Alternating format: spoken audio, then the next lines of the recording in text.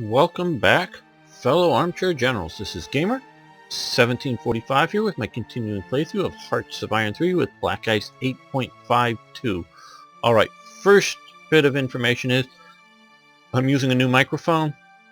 Not that it's any better, the old one cable broke.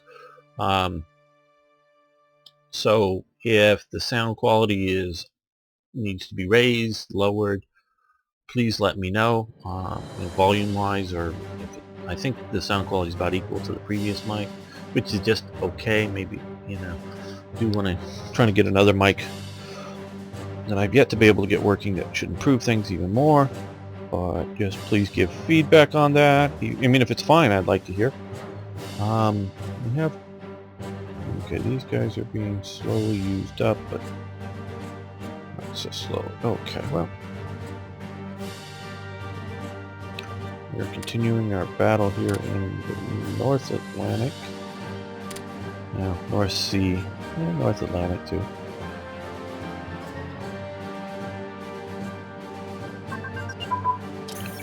Heavy artillery brigades advance, that's useful. And max that out. Regular artillery brigades here. Shift over to that.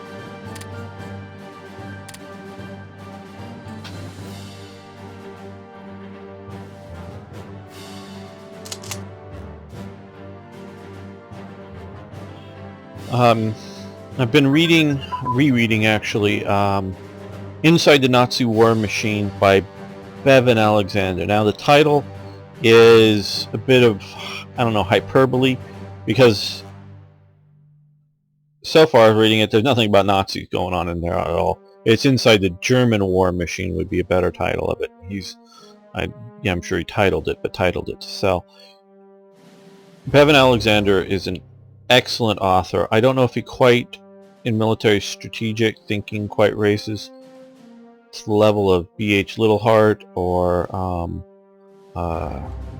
J.F.C. Fuller, but he's getting up there, and he is one of the best military historians dealing with the strategic level of history, not the tactical. Most, if you look at all the campaigns, they're tactical level histories. He's doing strategic history, and this book focuses on how Germany lost World War II, and he very much, and I agree with him, in essence, lost it at the Battle of France. In a nutshell, you can just state it if you don't want to read the book, but it's a fascinating book, is that Germany, and primarily Hitler, allowed, though also Rundstedt and Hitler, allowed the BEF to escape, and that's what lost them the war. But he goes into various strategic thinking of the people. It's a very good read. It has enough details that it's interesting to somebody like me, but it's also a fast read if you want to read it. But it's a really good strategic looking piece, and of course it's scaring the hell out of me, seeing as how I'm going to be the British facing here. And some of your advice was, to go up and be here to defend along the rivers and whatever else, and I'm reading that's exactly what they did in World War II, and the Germans just kicked their ass. Now that doesn't mean that the AI is going to do it, but I'm just, they're coming through Sedan right through here, and I'm seeing these big huge stacks of units pounding here, which I think they'll hold, but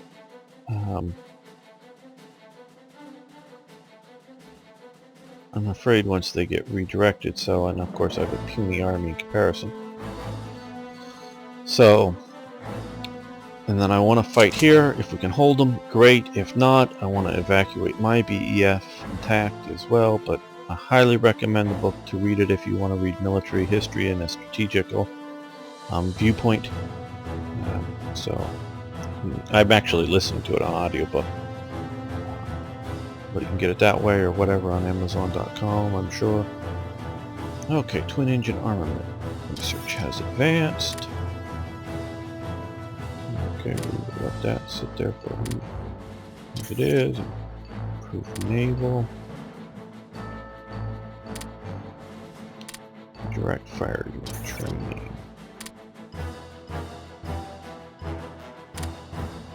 Okay, let's see. Got these, 1940 technology. Defensive positions, we didn't get that before.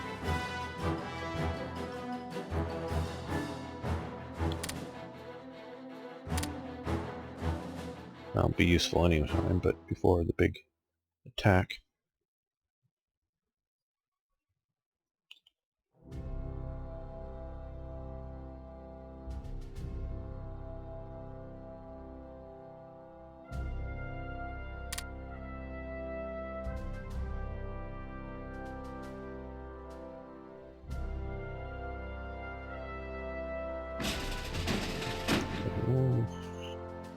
Let's move over here, and we've shifted.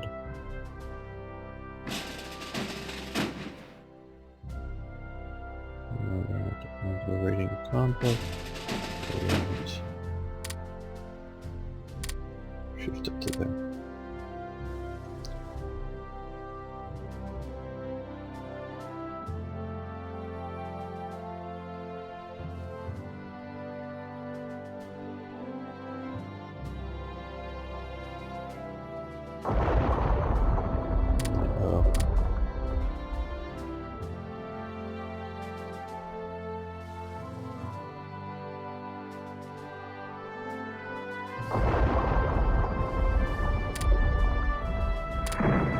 Fairly well concentrating here.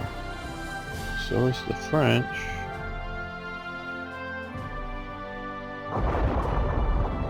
Damn.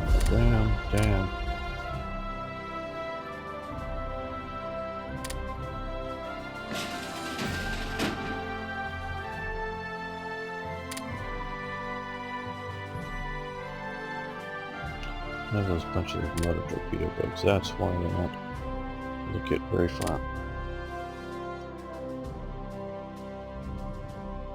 Cancel.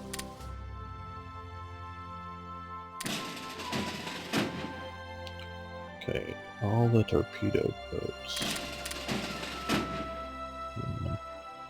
What's a destroyer? I want the destroyers. They should be good sub-hunters.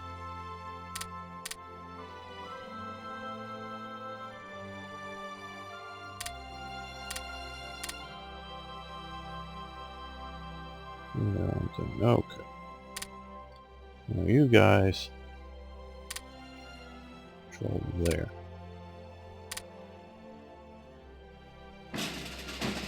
You control up there.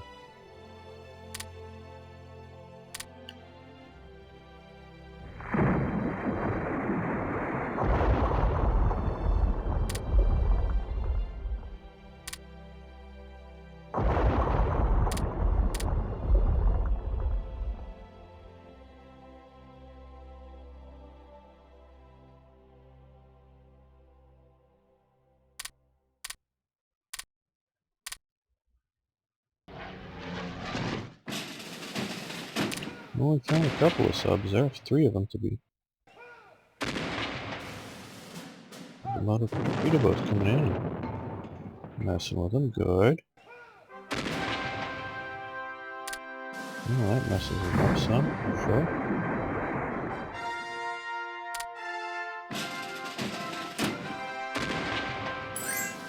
Gotta sink them. Come on, sink them. Naval bombers, bomb them.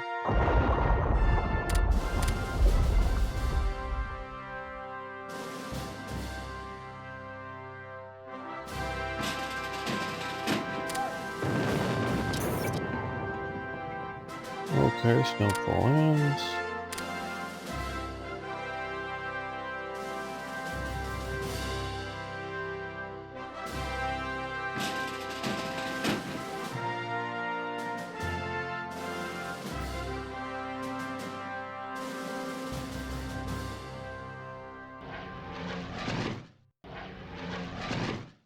Come on, strike them. Those are tactical bombers, but... Okay, recon unit. Recon communications. Has improved.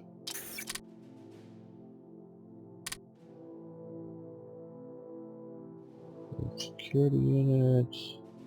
Okay, integration, yeah. We'll want to do that.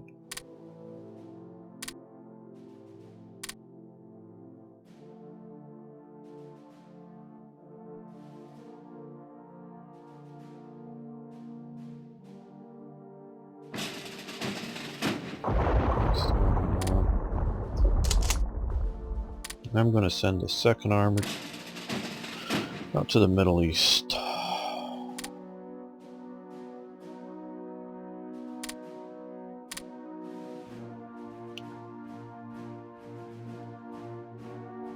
I just, quite honestly, I don't know whether it's my history bias, you know, I'm thinking in historical terms, or just because I played Germany so many times and just plundered through France so easily. And I do realize that that can be very different with the human, a little bit of hiccups, but the human,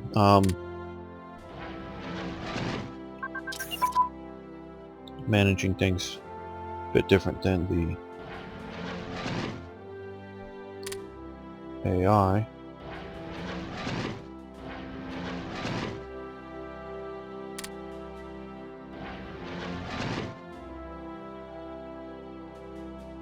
Nice.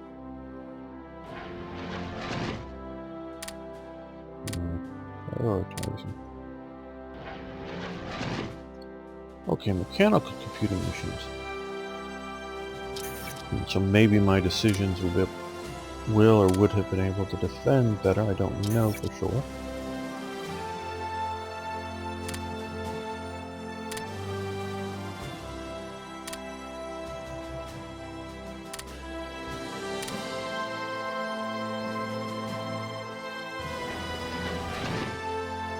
No, we're striking.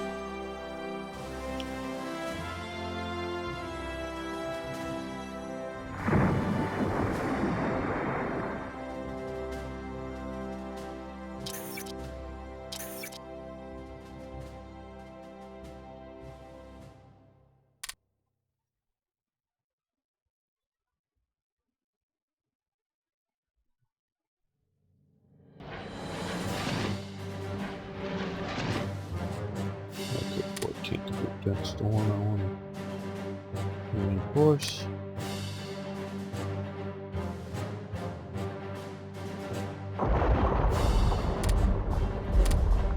I'll fire in there. Come on, guys. Search and destroy. Take them out.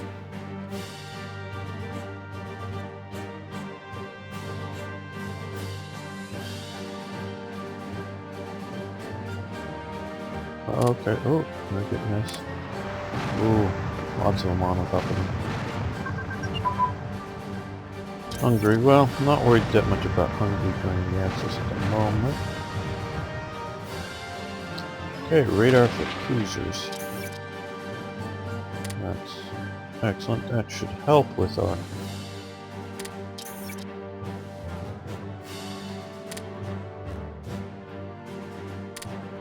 sub detection.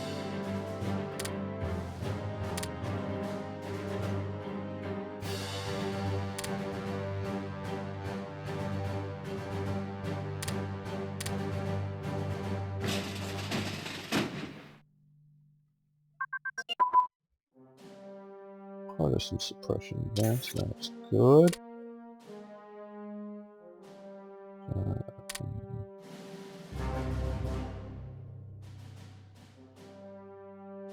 No, we really don't have much of that, so we're the good guys.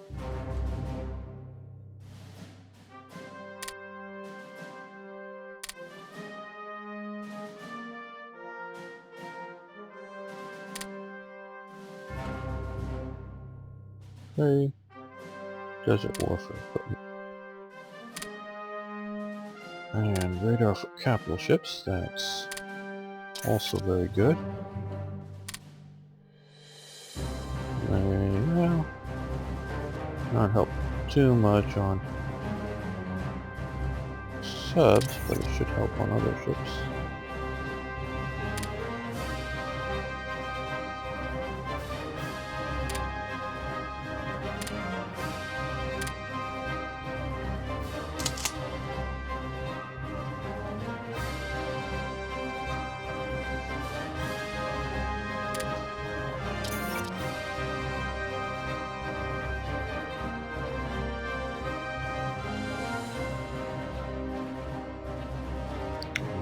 a couple more.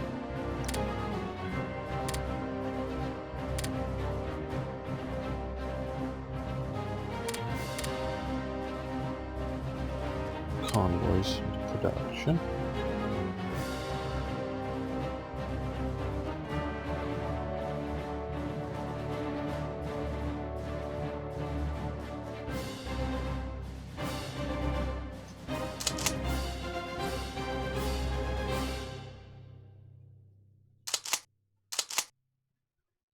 I'm going to send these guys in once there, and I'm going to withdraw the ones that we currently have there.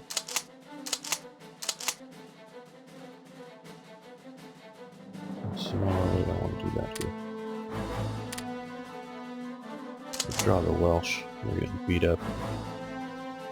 But I don't want the French to collapse because I pull out.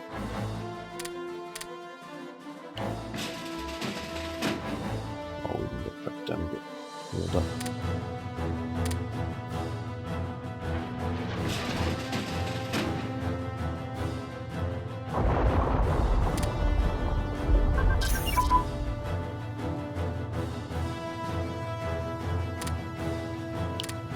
Okay, well, we've lost very high popularity. Mobile unit command and control.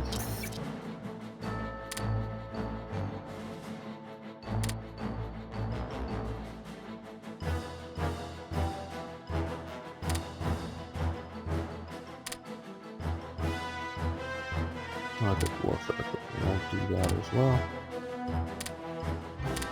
And Coastal Command Lockheed Hudson's. Lockheed Hudson's can make very useful. Just order the aircraft. We want those most assuredly. They're not as good as the shoreland sea boats, but be alright. Okay. Yes, now they're presumably bomber command.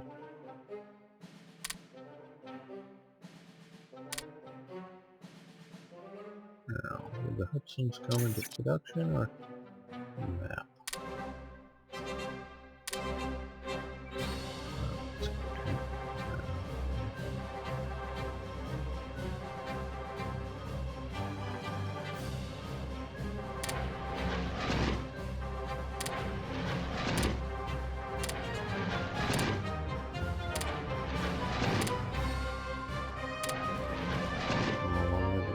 There yet.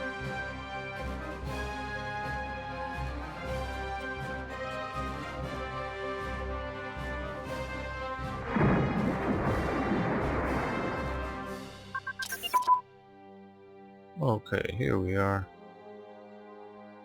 Norwich. Good. Armor unit command and control.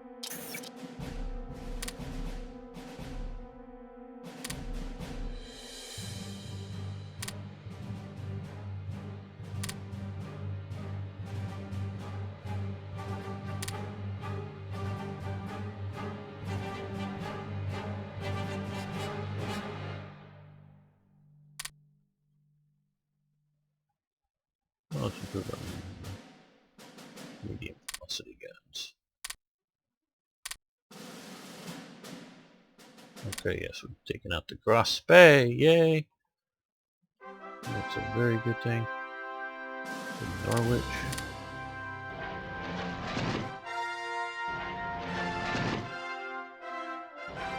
Okay. Put in charge of this. Oh no, it's... Clicking the wrong place twice. Up here at skill levels. Okay. Let's see, do we have... Here we go. Bomber that. Light bombers. Coastal Command Air Group. CC Air Wing. Let them form up a little bit better there.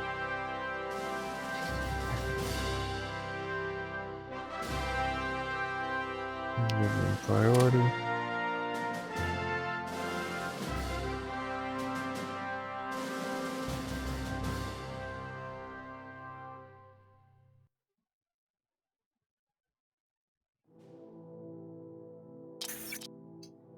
Spring mud begins, all good.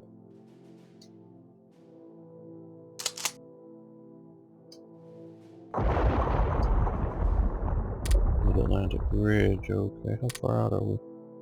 Ooh, we're way out there. This has got to be a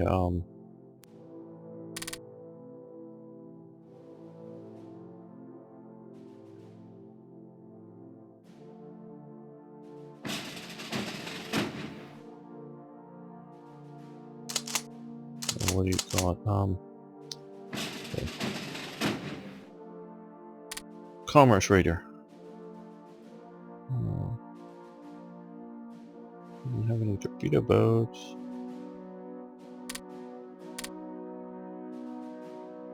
And these are short-legged if they can't get out from Gibraltar. Base to there maybe.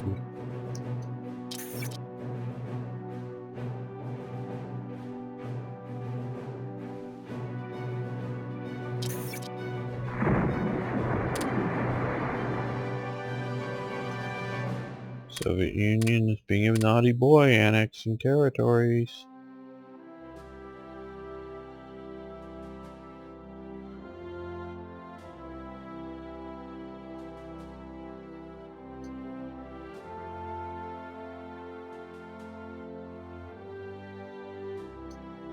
Right over there, can you? What is keeping these guys going freaking in the middle of the Atlantic? Destroyers should be able to make it out there. Damn.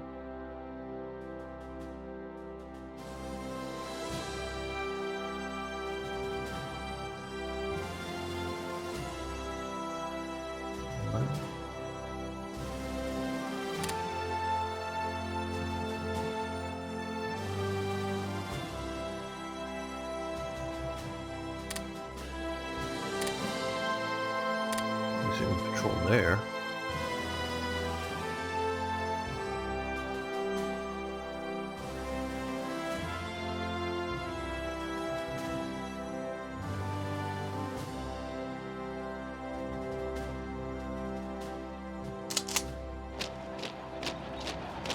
Okay, these guys retreat from the battle. Oh, North Midlands, they're well in the battle now.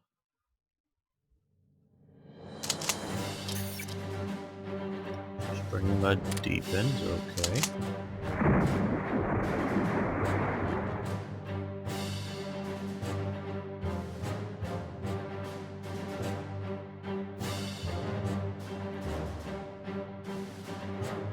Uh-oh. We lost a seaplane tender to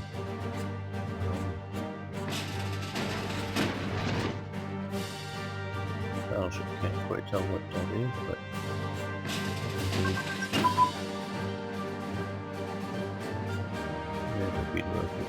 okay, fighter pilot training. That's great.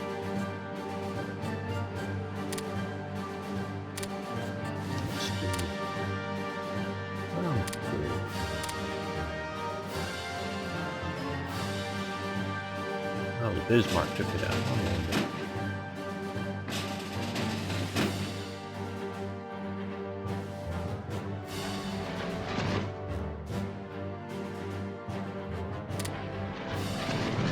Oh, Bismarck, Ludendorff, and Schleswig-Holstein.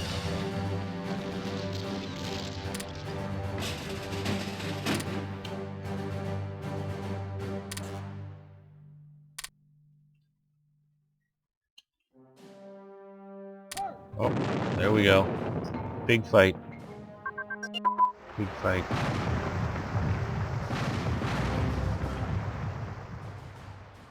Fighter bomber prototypes have advanced. Okay, that's good.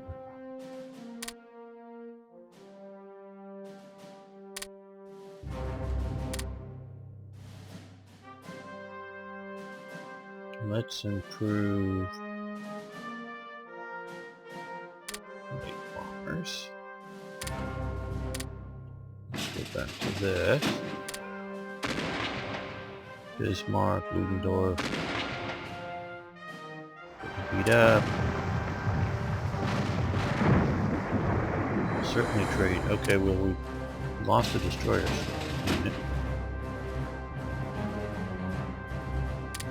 let's try here.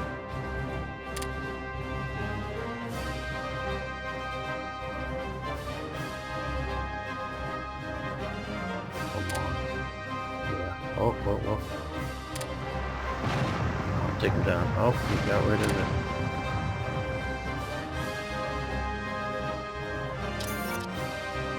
Schleswig-Holstein sunk. Cool. Lose 2 in descent. Have any?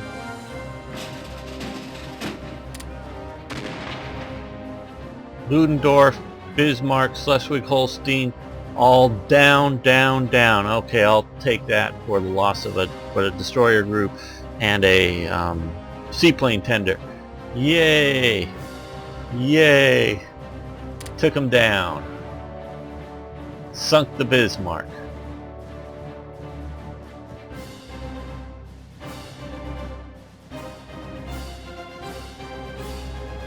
Now things like seaplane tenders will be much safer than going after.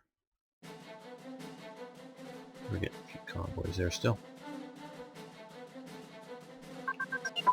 Going after their subs. Okay, twin engine bomb bays have advanced.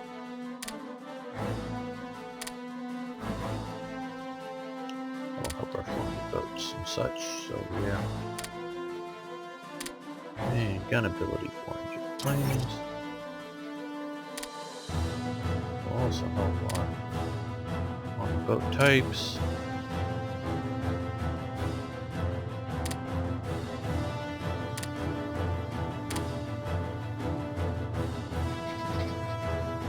Good, we're doing some good here.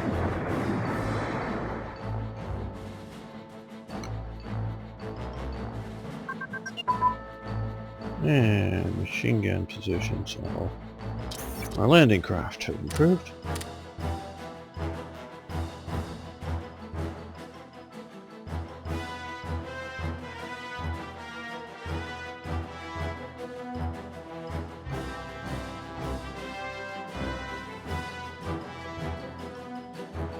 Let's do tactics.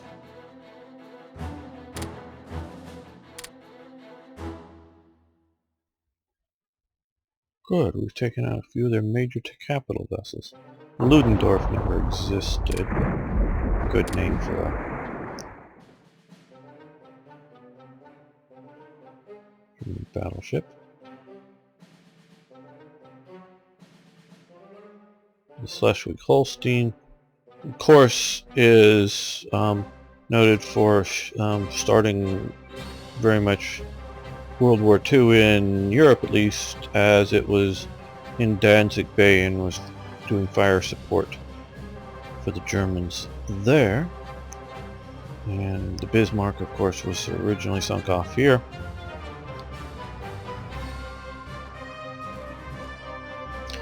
But we took them down. That's good. These guys in here yet? Yeah. Okay, these guys get to retreat.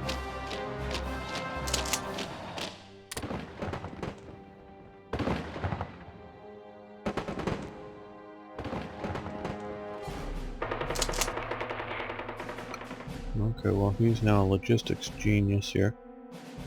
Battle expert.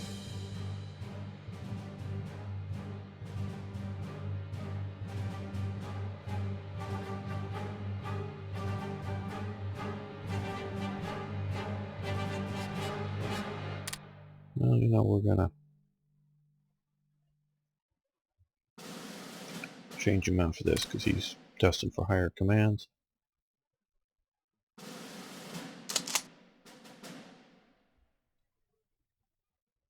He's improved a lot too. He'll be destined for higher commands. Oh, got rid of a destroyer group.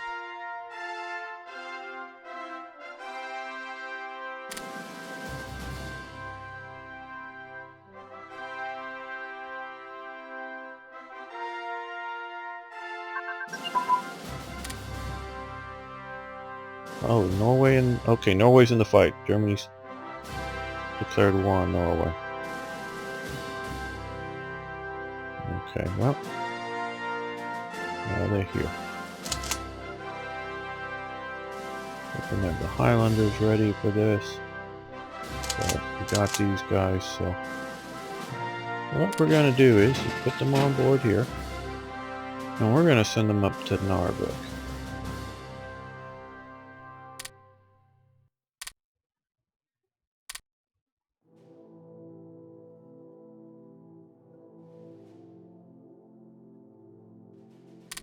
Don't know if we can defend southern Norway, but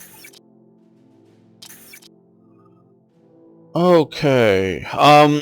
Franco-British Winter War assistance. The British government sold Finnish Air Force 30 Bristol Blenheims bombers. U.S. made Brewster B 239s. Came too late to participate in combat missions, and the same applied for the Hawker Hurricane 1 fighters. The British government also provided quantities of small arms and ammunition, including a large number of obsolete Boys anti-tank rifles. Well, I don't like that word, obsolete. Boys anti-tank rifle to this very day will still penetrate the same amount of armor as it did in 1937 or whenever.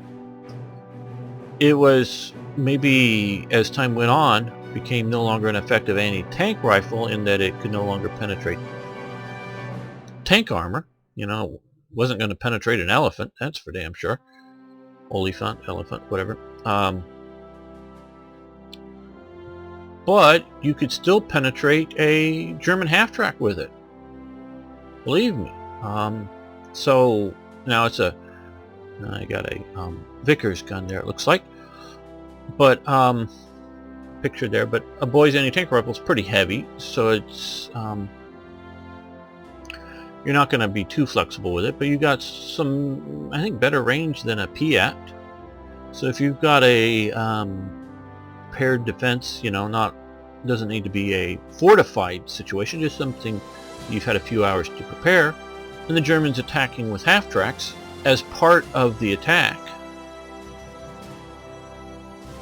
the Boys anti-tank rifle is still damn useful. The Piat, I believe, is generally a shorter range, and it depends. I say generally, and I believe, is I don't have the stats in front of me, 1, and 2, at what range is it going to penetrate what armor. Piat's pretty damn short range, as it were. So mixing a few Boys anti-tank rifles in to shoot up a few of the armored cars, and also the Boys anti-tank rifle. Yeah, I've not been around the Boys when it was shot. I had one offered to me for sale many, many years ago. Just didn't have the money for it at the time. But I've been around a bunch of American 50 cal rifles shot, which are a bit more powerful. But they make a pretty good muzzle blast, but it's not like an anti-tank gun. So if you're in the woods, like in Finland, it's going to maybe be sort of hard to pinpoint where it is if they're shooting up the half-tracks. And so you can be shooting up those because they're presumably armed with machine guns and are shooting up your troops, and you can do some damage with that while waiting for the tanks to get closer and use your Piats. Now, of course, the Piats were a bit later in this period and such, but it's just the idea that I don't believe in obsolete weapons. I believe that, yeah, they no longer take out tanks. You know, a Boys anti-tank rifle today won't take out a M1 Abrams, of course, but some, you know, bulletproof armored type like cars, Humvees or something that are armored, they probably would punch through that armor. You know, depends on what armor. They punch through an M113's armor, you know, the Vietnam era. Just go right through one side of the vehicle and out the other, right through both sides of the armor. So they're still damn useful. Now the British may think that they're no longer essential. That's fine, that's true, and that. So I just don't like, and I'm not blaming. This isn't a blaming on Black Ice or whoever's writing this. Don't take it that way. That's what they think of these things, and I don't ever think of them as weapons that are obsolete. They still do what they did. It just, time moves on, but you readjust the roles, and if you have enough anti-tank guns to equip all of your planned units, or possible units because your manpower size, and these are no longer all that useful, and you'd rather have them carrying more Vickers machine guns around because they're probably about the same weight, is being more useful, fine, and give them to allies who in the Winter War they were not using the T-34s or the KV-1s, so they were using like the T-26 or the BT-5s, BT-7s, and those armors were pretty light that I think, depending on the range and the situation, but I think generally speaking, the boys' anti-tank rifles would penetrate those lighter Soviet armors very effectively.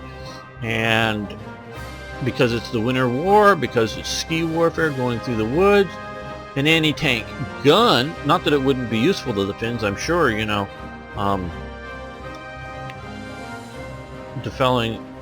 setting up a defensive line along the Himiyoki, I don't know, river or some other place like that, you damn well want the anti-tank gun. But moving through the forests in the snow, setting up ambushes, and once you start getting, the enemy start overwhelming you, you want to get out with your equipment, I would think the boys' anti-tank rifle would be better in those situations than an anti-tank gun, because you would be more flexible in moving it. It'd be heavy, you put it on some sort of ski or sled, and you ski away, and you set up a new ambush somewhere. So,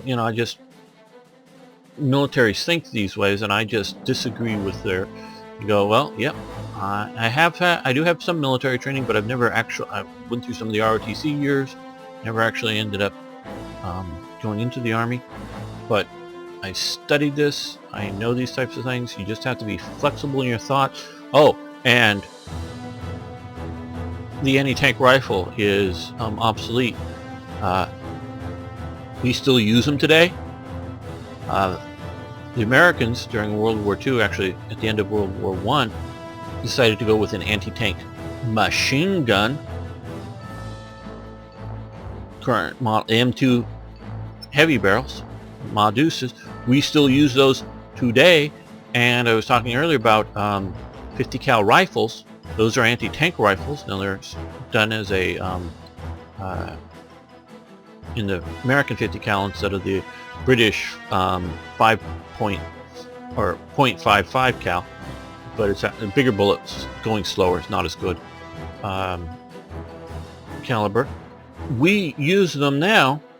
They've had a major resurgency because they're either used as long-range snipers, anti-materiel type weapons. So what was given up to being, we don't want anti-tank rifles anymore, we now embrace them and use them long after. So that means either for some reason they were magically not useful in 1944. I don't believe that for a second. It means they were wrong in 1944 in not equipping, whether you're talking the British. Now maybe the boys, which is a fairly heavy gun, is a bit heavier than you would like, where the Germans were much more flexible. The Russians were using a fairly lightweight. I mean, it's heavyish, but not as heavy as the boys, I don't believe. You look it up, but I don't know right off the hand. Right on hand, but the 14.5 millimeter anti-tank rifle that the Soviets were using, they weren't going to stop a Panzer IV up armored, but again, they'll punch through a half-track or armored car, depending on where you're hitting them, or you can shoot it in an artillery piece or an anti-tank gun at long ranges. If you put a scope on them, you see that's where a lot of it changed, was instead of iron sights, it's sort of iron sights effective range, they now put scopes on them and snipe it at things. Often it could be again lightly armored cars, literally automobile type cars that are bulletproof to a 308 rifle. You can punch through those with those things. So there's a lot of uses for these weapons that continued. It was the Army's mistake in abandoning them for quite some time. Vietnam, probably don't want to slog through the jungle carrying one of them, even if you're going to be doing long-range sniping. But that doesn't mean that they wouldn't be useful, say, in some sort of NATO context in the 1970s to shoot up BMP armored personnel carriers or something. Just gotta tailor the use for them. Okay, let's continue. France also sent aircraft, including the Marine Soulaire MS, I don't know French types, MS 406 fighter. In 1940, it was decided to send a new fighter, the Caudron Renault C-714s. The 6 C-714 previously marked for shipment to the Polish Air Force were placed in containers and diverted to Le Havre Harbor for shipment to Finland on March 40. The first 6 aircraft were already on the way to Finland when news of the armistice between Finland and the Soviet Union was received. Now, okay, the reason this was happening was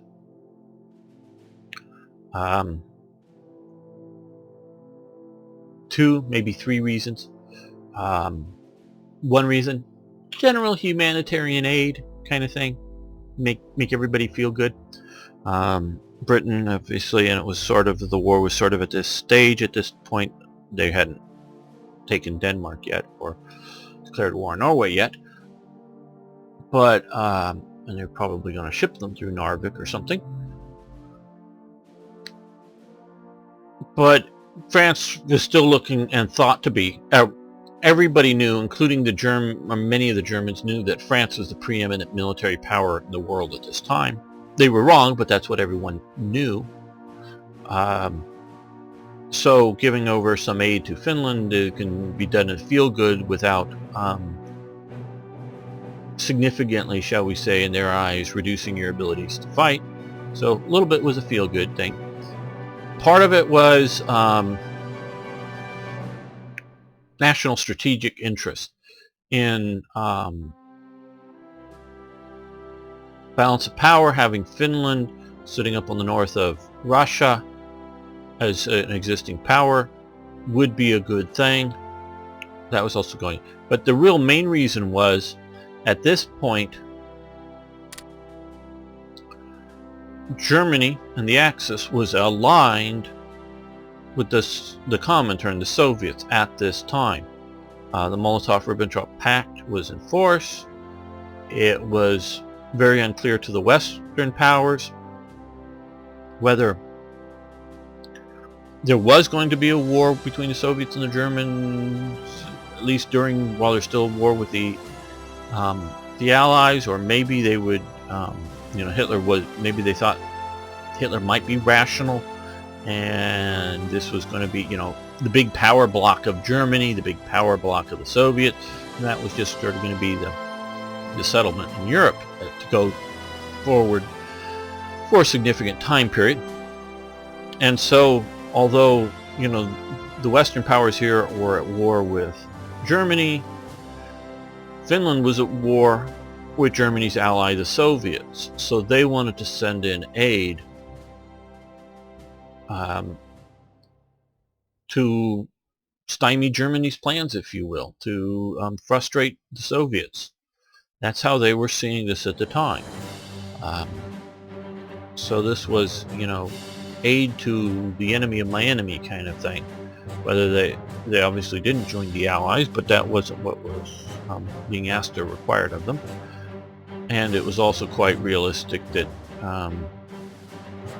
they could send some, 6 fighters, yes, and some of these other fighters, but they couldn't necessarily support Norway like they couldn't support Poland in a meaningful way on an ongoing basis. It's just not practical. Okay, we can help them or not and get lots of dissent for not doing the good thing. Okay, so 1% ICs, yeah, we can take a 1% IC hit. Gain unity, that would be nice, but we're up there, so.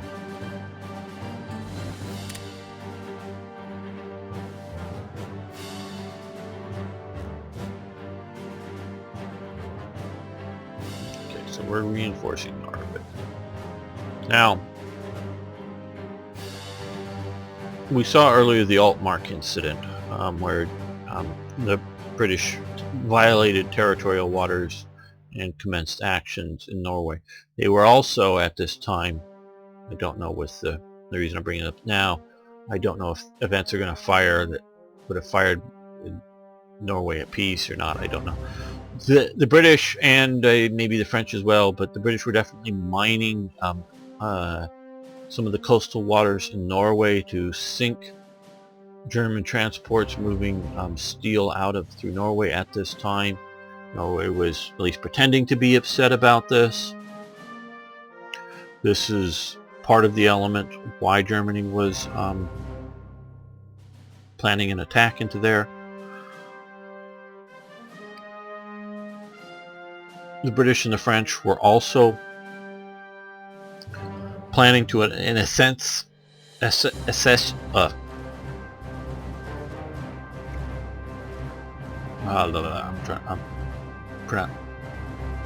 essentially invade Norway as well. They were, I believe, hoping to do it in a peaceful way and with all of the real and true and meaningful assurances that in the long, they weren't coming for any conquest or taking territory. They were going to, mostly around here, I believe, but also there was a Narvik element, come in and secure some or all of Norway because they believed the Germans were going to attack, and Norway was trying for neutrality as well as forcing, by attacking, occupying, whatever you want to call it, Norway, to stop the flow of the essential German, or the essential to Germany, the Swedish steel coming down. And it wasn't so much even the amount of steel that is sort of what is incorrect about this. It's sort of the quality, sort of the steel coming out here sort of equates to a rare material. So they were looking at a get in there before Germany does, and hopefully, I'm sure they hope that Norway, with enough British and French troops showing up, would volunteer and join the Allies. I don't think they thought that's what was going to happen. I think that's what they might have hoped. What they really sort of hoped, in a practical sense, was that Norway would not resist, would become sort of an armed, I don't know, the Norwegian army wouldn't be disarmed but would stay armed, and if Germany did then counterattack, Norway would come into the war. I think it was something more like that, what they hoped. And it was, the French were going to be involved in it, I believe, but I think it was primarily a British pushed operation, if I remember correctly, and they vacillated back and forth with whether to do it or not do it. Now this, of course, right now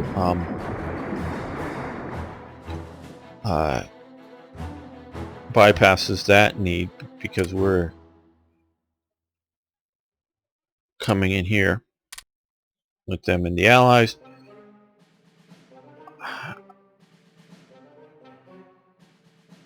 I don't know what Germany's doing in here. Well, let's move some. Well, my air's awfully beat up. And those are still getting organized.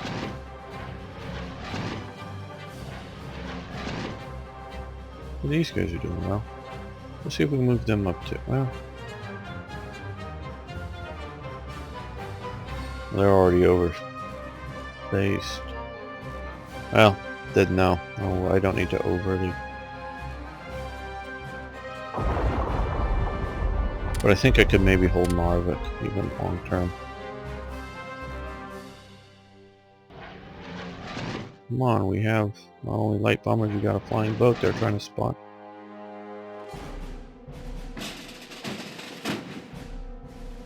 Subs. Okay, who is... Okay, another fighter group. See, I have a single fighter here.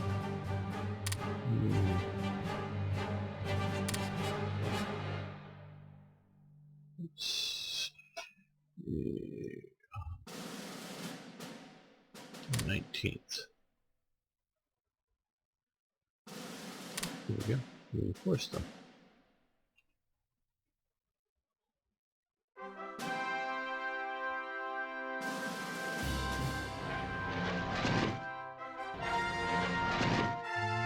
Okay, well, let's ease up into here.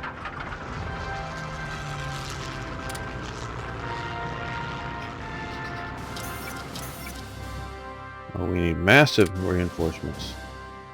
Oh, gotta do that. And also to the 19th. There we go.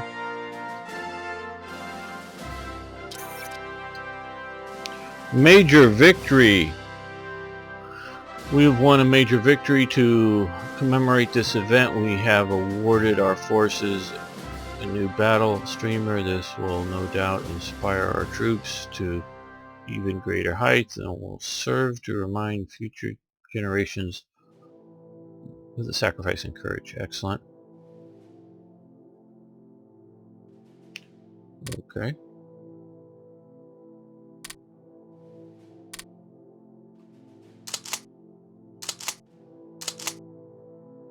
No, they forced a lot of the French out, but yes, we held.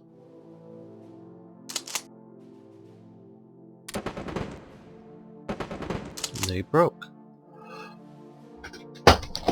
Oop, sorry about that.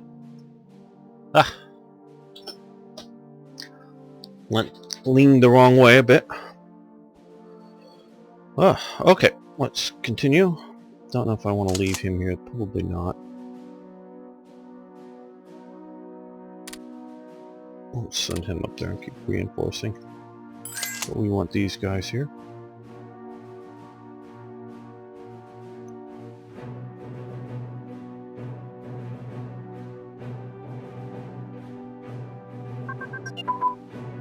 Okay, fighter. Flying boat is improved. Let's do medium bomber. Keep everybody getting better. Okay, we have the tanks here. Good. Let's send them back. We'll see what we need to do with them. Spring mud clears.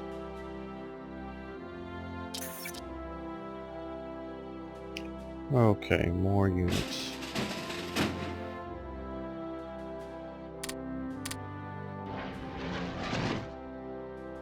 Bomber group. Oh, no wonder they're not organizing up. We've overstacked here. I thought London would have a larger air base. Okay. Everybody over here. That's why they're not. I'm just wondering why they won't.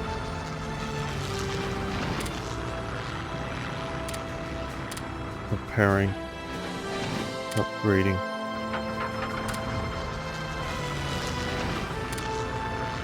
Come on, I would have thought the capital would have had a much bigger air base. No, they can stay. Everybody else, though.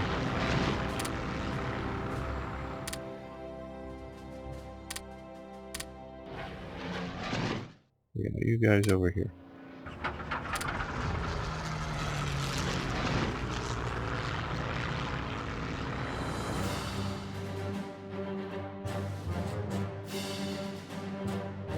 Now we have 9 units here.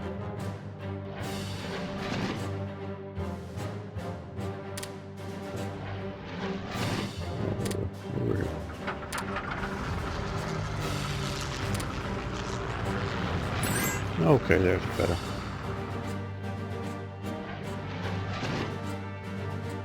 Okay, now.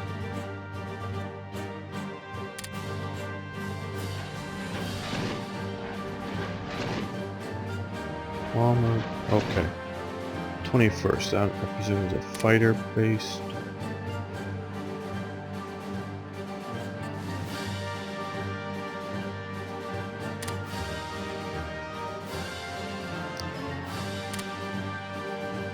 No, we want to go with fighters. There we go.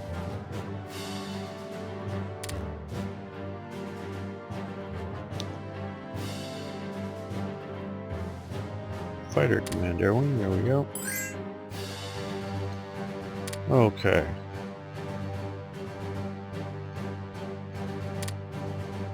In the USA, give them money for fuel. 16.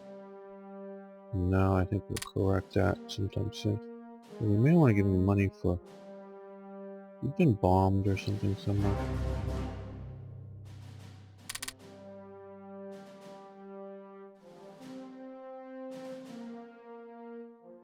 French are being bombed a bit, but...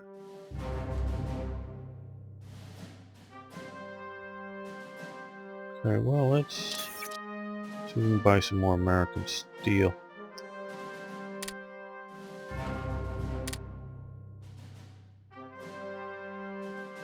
Just down a bit, so... No, we don't even need that much. No more than that. Let it go.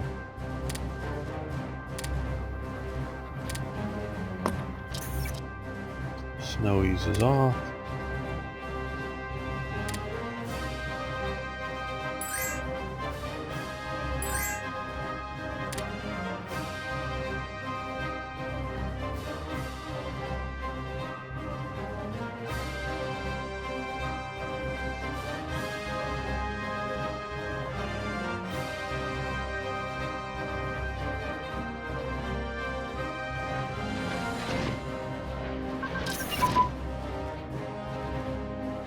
Okay, supply production. That's wonderful. That means we will produce more supplies with less effort.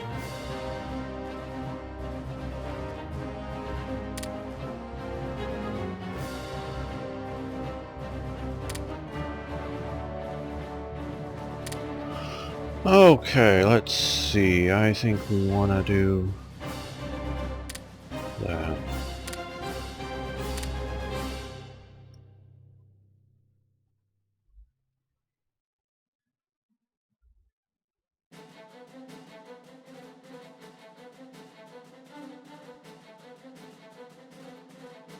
Let's appease them, I think. And yes, well, air unit commands. How are we doing with transports? 25, 40 in production. 2 about over. One already did.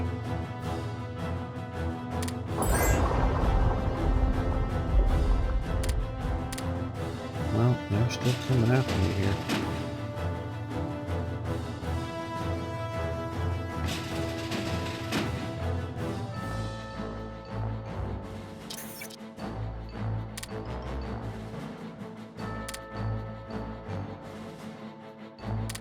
Okay, you get to go home.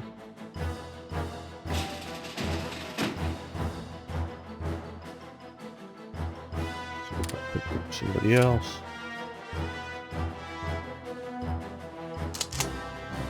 Yeah, hopefully we'll be able to hold that there. Money for fuel.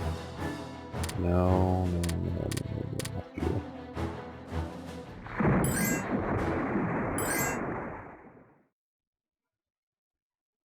Okay, New Zealand. We're too far away. You know how many ships that'd take to do?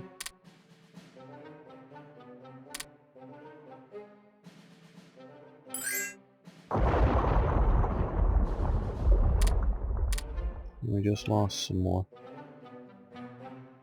Bulgaria, money for fuel.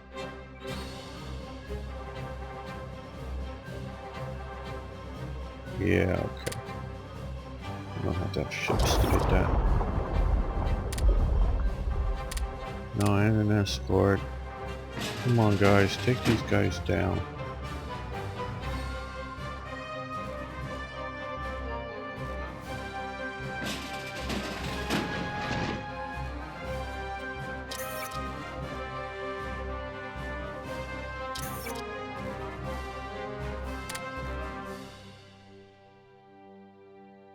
Okay, well I think we're going to take this opportunity to end this episode. I'm enjoying this naval combat. It's quite fun. We sunk the Bismarck and a few other battleships. So we're winning. So thanks very much for watching. Thanks for liking the videos. Do appreciate that. Please post comments. Love hearing from you. See you next time.